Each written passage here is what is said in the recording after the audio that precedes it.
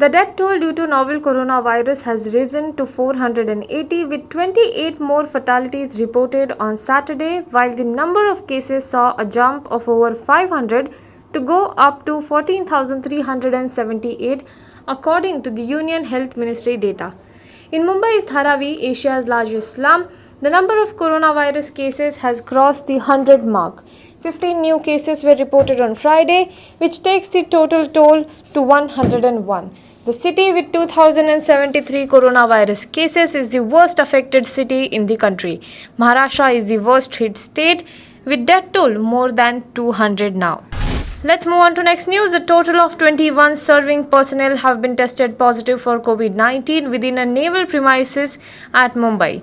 The number includes 20 sailors of INS Angre, a shore establishment at Mumbai. Most of these are asymptomatic and have been traced to a single sailor who was tested positive on April 7. They all reside in the same accommodation block at INS Angre. All primary contacts, though asymptomatic, were tested for COVID-19. An entire in-living block was immediately put under quarantine containment zone, and INS Angre too is under a complete lockdown.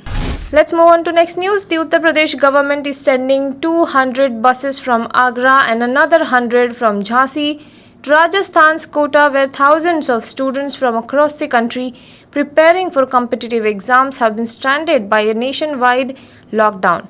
A city of around 30 lakh, Kota is a hub of coaching centers and educational institutes where students go to prepare for tough entrance examinations to engineering and medical colleges after finishing school. However, Bihar Chief Minister Nitish Kumar has objected to it, saying that it is injustice to the principle of lockdown.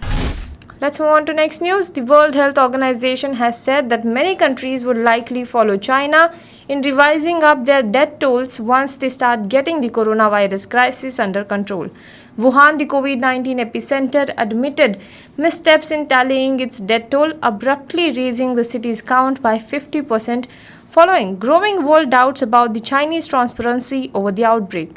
A WHO official said that I would anticipate that many countries are going to be in a similar situation where they will have to go back and review records and look to see, did we capture all of them? The WHO official also said that the Wuhan authorities had now reviewed their databases and cross-checked for discrepancies. Let's move on to next news. US President Donald Trump on Friday said that China's real death toll from coronavirus was far higher even after officials issued a new count, sharply raising the number of dead in Wuhan, where the pandemic began. He said that China has just announced a doubling in the number of their deaths from the invisible enemy. It is far higher than that and far higher than the US, not even close. Trump tweeted about this on his Twitter handle.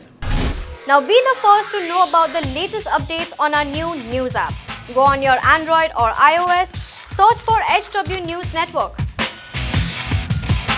Download our app, choose the language you prefer to get updates in, and be up to date with the latest news.